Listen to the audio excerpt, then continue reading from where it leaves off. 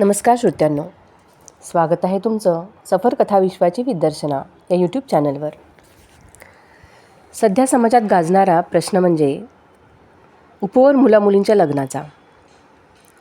हा केवळ एखाद्या समाजाचा प्रश्न नाही आहे, तर थोड्याफार फरकाने सर्वच समाजात हीच परिस्थिती पाहायला मिळते आहे. आणि याची सर्वात जास्त झळ लागते आहे ती 70 ते 80च्या दशकात जन्मलेल्या व ज्या आजच्या पालक असलेल्या पिढीला, जिला जुने व नवे दोन्हींची सांगड घालावी लागत आहे. जुनेही त्यांनी अंगीकारले आहे व नव्याचाही तितक्याच आनंदाने स्वीकार केला आहे. पण अनेक प्रश्नांवर मात्र ती काही बाबतीत हतबल झाली आहे. याच विषयावर भाष्य करणारी ही एक मोठी कविता. यातील विचार अनेक जणांना पटतील तर अनेक मान्यवरांना पटणार नाहीत. पण याकडे केवळ कविता म्हणून पाहावे ही नम्र विनंती. तसेच या कवितेमुळे अजाणतेपणी कोणाची मने दुखावली गेली तर मी कविता सादर करण्यापूर्वीच साऱ्यांची नम्रपणे क्षमा मागते व कविता सादर करते. नवरा आणि बायको संसाराची 2 चाके होती. नवरा आणि बायको संसाराची 2 चाके होती. एक घरात तर एक बाहेर आनंदाने अविरत वाटचाल करीत होती. कमावता पुरुष म्हणून त्याला घरात मान होता. सारे निर्णय त्यानेच घेण्यातच त्याचा अभिमान होता. स्त्रीही त्याला सर्व अधिकार देऊन खुश होती. पण म्हणूनच अनेक अत्याचार अपमान हसतमुखाने सहन करत होती. सासू सासरे म्हणून त्याच्या आईबापाचीही कॉलर टाईट होती. हाच मान मिळवण्याची साऱ्यांनाच भुरळ पडली होती. घरात 3-4 पणत्या पेटल्या तरी वंशाच्या दिव्याचीच आस होती.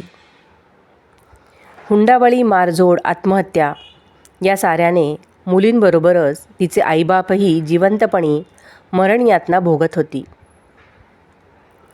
यापेक्षा मुलगी नसती तर जीवन सुरेख होते, या वळणावर येऊन विचार मात्र ठेपले होते. यावर उपाय म्हणूनच मार्ग माणसाने शोधला होता. स्त्रीभ्रूण हत्येचाच सुळसुळाट वाढला होता. नाजूक कळ्या उगवण्यापूर्वीच खुडून फेकल्या गेल्या होत्या. आता मात्र हम दो हमारे दोचा नारा आता गाजत होता. हम दो हमारे दोचा नारा आता गाजत होता.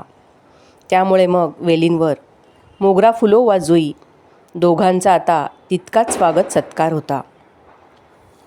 लाडाकोडात वाढलेलं हे फूल कोणी कसेही खुडू नये. लाडात कोडात वाढलेलं हे फूल कोणी कसेही खुडू नये, म्हणून मग त्या माळ्याने सबळ सशक्त कर्तृत्ववान हे गुण मिसळून सुरेख पुष्प फुलवले. केलेल्या स्त्रीभ्रूण हत्येचे पाप आता फळू लागले. केलेल्या स्त्रीभ्रूण हत्येचे पाप आता फळू लागले. मुलामुलींचे प्रमाण आता व्यस्त झाले. महिला सबलीकरणाने स्त्रीचेही पारडे जड झाले. महिला सबलीकरणाने स्त्रीचेही पारडे जड झाले. अन्याय अत्याचाराचे बळी आम्ही होणार नाही. कोणाच्याही हातचे बाहुले आम्ही होणार नाही. उच्च शिक्षण मिळवून स्वयंसिद्ध ती झाली. उच्च शिक्षण मिळवून स्वयंसिद्ध ती झाली. आव्हान कोणतेही पेलण्यास सज्ज झाली. आता सांगा मित्रांनो, 100 नंबरी सोनं कधी स्वस्तात मिळेल काय? मेहनतीने फुलवलेलं फूल कोणी सहज तोडून देईल काय? मुलगी झाली म्हणून रडण्यापेक्षा, मुलगी झाली म्हणून रडत बसण्यापेक्षा तिला सक्षम बनवलं, यात त्या आईबापाचा दोष तो काय? झाले ते बदल स्वीकारण्यातच साऱ्यांचे हित आहे. दोघांनी आपल्या आवडीप्रमाणे हक्कनी कर्तव्य वाटून घेण्यातच खरे शहाणपण आहे. मुलीचे पालक मुलाचे पालक हा वाद न घालता या पिढीने केलेल्या बदलांना पाठिंबा देण्यातच पालक म्हणून आपलेही हित आहे. जे घडले, जे बिघडले त्यात कोणाचाच दोष नाही. आजची ही पालक पिढी नवीन आणि जुने याचा मेळ घालण्यातच त्रस्त आहे. आजची ही पालक पिढी नवीन आणि जुने याचा मेळ घालण्यातच त्रस्त आहे. परिस्थितीने सारेच ग्रस्त आहे. तुम्हीच सांगा मित्रांनो, एकमेकांना दोष देणे कितपत रास्त आहे? कविता ऐकल्याबद्दल साऱ्यांचे खूप खूप आभार. व काही विचार न पटले असतील, कोणाची मने दुखावली गेली असतील तर त्यांची नम्रपणे क्षमा. कविता आवडल्यास नक्कीच लाईक, शेअर आणि कमेंट करा. धन्यवाद.